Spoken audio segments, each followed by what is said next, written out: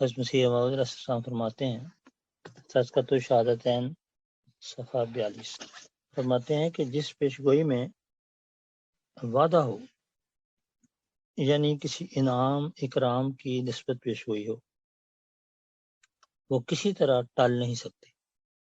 خدا تعالیٰ نے یہ فرمایا ہے کہ ان اللہ لا یخلف المیعاد، مگر کسی جگہ یہ نہیں فرمایا کہ ان اللہ لا یخلف الوعید۔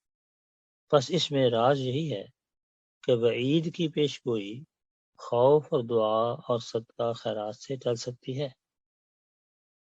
تمام پیغمبروں کا اس پر اتفاق ہے کہ صدقہ اور دعا اور خوف اور خشوع سے وہ بلا جو خدا کے علم میں ہے جو کسی شخص پر آئے گی وہ رد ہو سکتی ہے۔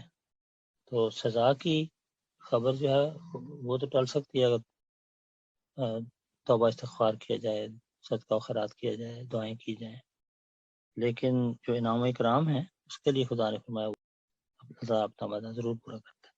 تو یہ وعدہ اور وعید میں یہ فرق ہے۔